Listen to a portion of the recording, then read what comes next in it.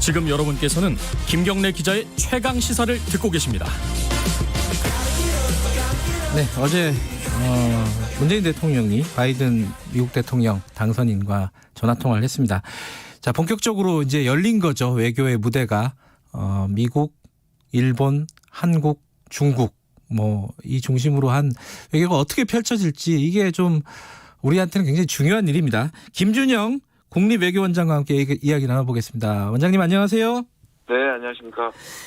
어제 좀 특이했던 게 바이든 대통령이 전화하기 전에 한국전 참전 기념비 여기에 갔다 왔더라고요. 예. 이건 어떻게 해석을 해야 되죠? 그거는 이제 제향 군인의 날이거든요. 네. 그러니까 이제 아시다시피 전쟁에서 이제 했던 많은 군인들에 대한 예였기 때문에 한국 전쟁은 월남 전쟁과 함께 상당히 중요하기 때문에 저는 특이하게 아무 일도 아닌데 갔던 것은 아니지만 여러 가지 의미가 있다고 생각합니다. 예. 네. 그러니까 우리로서는 우리와의 관계를 조금 더 한미 동맹을 강화하려는 그런 메시지를 주는 거 아니냐 이렇게 해석할 수 있는 거 아닌가요? 혹시? 너무 많이 그럴 필요는 없지만 나쁜 건 아니라고 생각합니다. 나쁜 건 아니지만 너무 과도하게 해석할 필요는 없다. 네네. 예. 그리고 어제 이제 문재인 대통령하고 얘기하면서 우리를 린치핀, 저는 이게 정확한 어떤 마차에 바퀴를 끼우는 그런 핀이라고 하던데, 이게 핵심적인 거 이런 내용입니까? 우리를 이렇게 표현했다더라고요.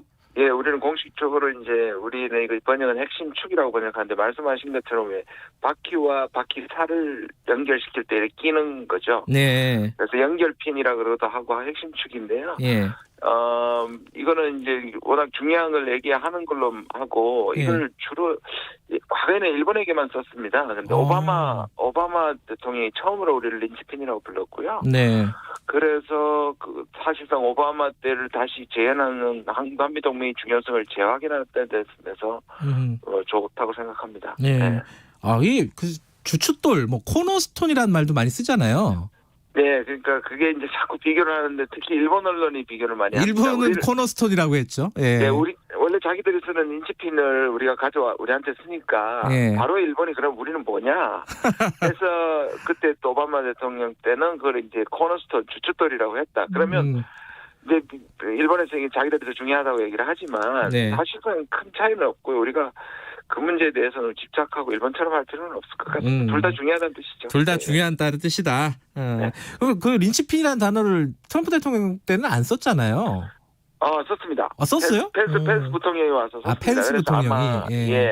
아마 이것이 워낙에 트럼프 대통령 동맹이나 아시아의 전체 이런 전략적인 관심이 없었으니까 안 썼는데요. 네. 이거는 미국의 기본적인 이제 용어로 굳어지는 것 같은 생각이 듭니다. 네. 네.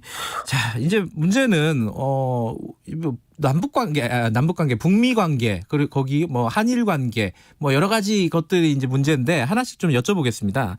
먼저 북한 관련돼서는요. 이게 확 달라진다. 트럼프 때보다 확 달라진다. 어제도 이제 북핵 관련된 얘기를 콕 집어서 바이든 당선인이 했다는 얘기도 있었고요.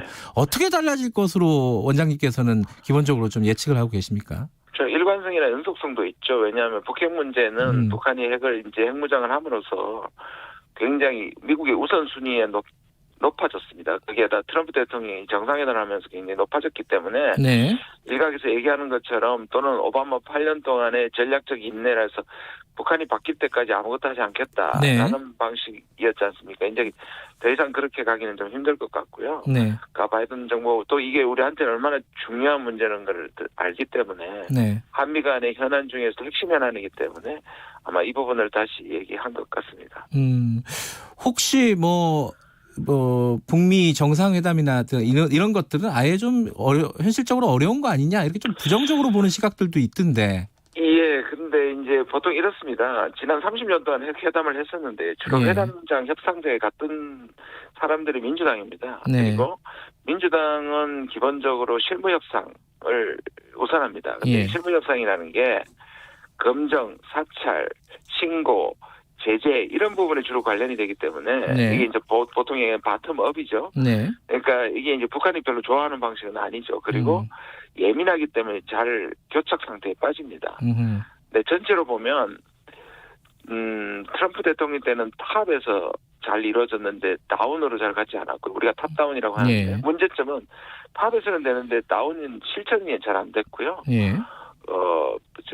민주당은 바텀업인데 바텀에서 업으로 안 갔거든요. 그러니까 바텀에서 깨졌으니까 제일 네. 좋은 거는 바람직한 거는 바텀업과 탑다운이 합쳐지면 좋겠다. 저는 바이든 행정부가 북한의 물론 이제 행동에 따라서 달라지겠지만 행보에 따라서 달라지겠지만 네. 저는 이런 방식이 합쳐질 가능성도 있다고 봅니다. 네. 완전히 그 정상회담 같은 것들은 안 되는 그런 방식으로 진행되지는 않을 것 같다.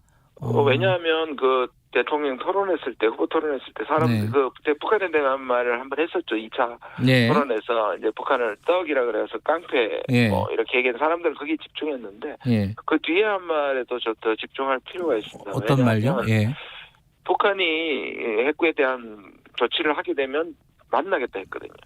그 전까지는 안 만나겠다는 게 더 강했고 또 북한의 조치가 뭐 CBI대라든지 트럼프 대통령 쪽에서 강하게 얘기했던 네. 북한이 완전 비핵화하면 만나겠다 이런 방식이 아니었기 때문에 저는 네. 좀 유연해졌다 보고 북한의 조치에 따라서 정상회담도 아주 불가능한 건 아니다 이렇게 생각합니다.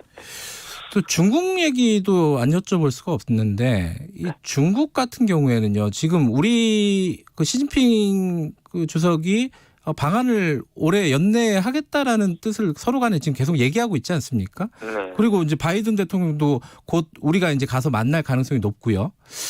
네. 우리로서는 이게 양쪽에서 다 이제 정상과 만나게 되는 건데 이게 중간에 끼는 새우 같은 꼴이 될 것인지 아니면 우리는 어떻게 지금 이 전략적으로 짜야 되는 건지 기획을 해야 되는 건지 어떻게 지금 생각하십니까? 네, 뭐 새우와 돌고래냐 새우냐는 돌고래냐 새우냐인가요? 예, 돌고래 정도 되면 우리가 사실 어느 정도 주도권을 가지고 예. 할 수 있는 일이고요. 저는 오히려 지금 정부가 이전되면서 그리고 미국 내부에 지금 코로나라든지 경제 문제 너무 많은 일들이 있기 때문에 네. 한국의 사실상 역할이 저는 굉장히 중요해졌다고 보고요. 네. 물론 미중 사이에서 끼어 있다는 것도 사실이지만 네. 실제로 최근에는 한중 관계도 좋고요. 한미 네. 관계도 좋기 때문에 그리고 바이든 정부도 중국에 대해서 굉장히 강하게 나올 수밖에 없고 미중 관계는 계속 좀 힘들겠지만 네. 그럼에도 불구하고 상대적으로 북한 문제라든지 그다음에 기후협약 문제는 중국과 협의하겠다고 그랬거든요. 그래서 그런 점에서 오히려 우리가 적극적으로 북한과 중국과 교류하면서 이 문제를 끌어내면 오히려 미국과의 사이에서 오히려 우리 운신의 폭이 생길 수 있는 영역이라고 생각합니다. 더 지금 어떤 긍정적인 측면들을 그런 공간들이 더 만들어진다 이렇게 생각하시는 거네요.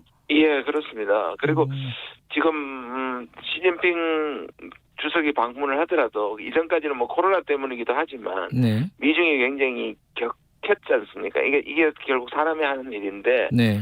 서로 격한 과정보다는 지금 바이든이 당선되면 예. 이 부분에 대해서는 보다 톤이 부드러워질 것이고 예. 그다음에 뭔가 정상적인 그런 과거의 방식으로 돌아간다면 네. 오히려 우리의 운신의 폭은 조금 더 커지리라고 봅니다.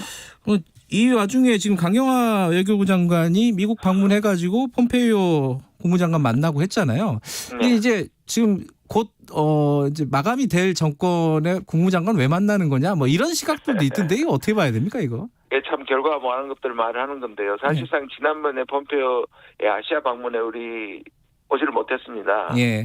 그때 우리 그 문제점 중에 이유 중에 하나가 트럼프 대통령이 코로나 바이러스에 확진이 되는 바람에 다시 돌아간 거거든요. 예. 그때 우리한테 대한 결례에 대한 것으로 초청을 했던 것이고 네. 그때 이미 폼페이오 장관의 스케줄상 그때였던 겁니다. 만약에 트럼프 대통령이 당선했다면 신의 한 수라고 얘기했을 텐데 그런데 이게 이제 바이든이 됐지 않습니까? 근데 그걸 만약 취소해버리면 그건 엄청난 결례인 거고 아하, 예. 내년 1월 20일까지는 원래 미국은 싱글 프레지던시라고 해서 한 대통령만 한다는 강한 전통이 있기 때문에 예.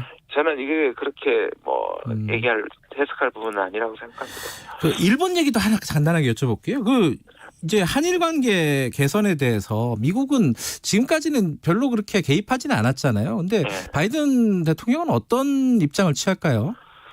트럼프 대통령이 말씀하신 것처럼 거의 개입을 하지 않았습니다. 예, 그래서 예. 사실상 한일 관계가 계속 어려워지는데 미국의 중재가 필요한 경우가 꽤 있거든요. 그래서 일단 바이든 당선인은 그 오바마 8년 때 사실 미일 관계가 굉장히 좋았고요. 네. 그것이 우리한테는 좀 압박이 되는 측면도 없지 않지만 네. 적어도 이 부분에 대해서 한미동맹, 미일동맹이 미국한테 엄청 중요하기 때문에 네. 이 부분에 대해서 적어도 중재할 것은 분명해 보입니다. 지금 이제 새 정부가 출범을 할 것이고 미국에서는요. 이제 아까 제가 말씀드렸듯이 한중일 미 이런 외교 간의 어떤 물밑 작업들이 계속 벌어질 겁니다. 그러면 이제 청취자분들 굉장히 이게 복잡하고 헷갈리는 문제입니다. 이 외교 문제가. 어떤 걸 보면은 앞으로 외교가 어떤 식으로 펼쳐진가를 알 수 있다. 이런 이벤트라든가 이런 꼭 봐야 되는 어떤 그런 게 있나요? 아무래도 인선이죠. 인선. 이제 인선 같은 것들이 굉장히 중요해질 것이고요. 네. 그도 아까도 말씀드린 것처럼 한 70일 정도 지금 1월 20일까지 남아 있는데. 네. 지금 트럼프 대통령이 불복하고 있어서 이게 혼란스럽긴 하지만 네. 이 기간 동안은 누구도 그러니까 가는 대통령 오는 대통령도 누구도 마음대로 독단적으로 못하게 되어 있습니다. 그래서 지나치게 어느 한쪽으로 네. 우리가 가서 방문한다든지 이런 것들은 사실은 좀 자제할 필요가 있고요. 네. 말씀드린 것처럼 어떤 인물이 특히 우리 외교안보라면 네. 국가안보보좌관과 국무장관, 네. 국방장관 세 가지 포스트가 가장 중요합니다. 그런 분들이 어떤 성향이고 어떤 대북관, 어떤 동맹관을 가지고 있는지가 굉장히 중요한데요. 지금 물망에 떠오르는 사람들이 대체로 협상에 무게를 두고 있고 동맹을 중시하기 때문에 네. 큰 걱정은 안 하셔도 될 것 같습니다. 바이든 대통령 되면 북미 관계라든가 남북 관계 이거 큰일 생길 것 같이 막 이렇게 걱정하시는 분들 많은데 원장님께서는 그렇게 생각하지 않으시는 거군요, 그죠? 예, 보다 합리적이고 네. 워낙에 바이든 자체가 외교의 전문가입니다. 36년 동안 외교 상원의 외교위원을 했고요. 네. 부통령 8년을 했기 때문에 이분 자체가 되게 합리적이고 네. 또 외교의 달인이라고 하니까 네. 걱정 안 하셔도 될 것 같습니다. 알겠습니다. 너무 걱정하지 말라는 네네. 김준영 원장님 얘기였습니다. 고맙습니다. 네, 감사합니다. 네, 김준영 국립외교원장이었고요. 너무 걱정하지 말라고 하시는데 그래도 걱정되는 부분이 있죠, 그죠? 앞으로 잘 지켜보죠. 김경래의 최강시사 1부는 여기까지 하고요. 2부에서는 아까 말씀드렸듯이 정의당 김종철 대표 스튜디오에 모십니다. 중대재해기업처벌법 이거 국회에서 본격적으로 논의가 되고 있는데 어떻게 될지 아직도 좀 미지수입니다. 우리 좀 자세히 좀 물어보겠습니다. 잠시 후 8시에 뵙겠습니다.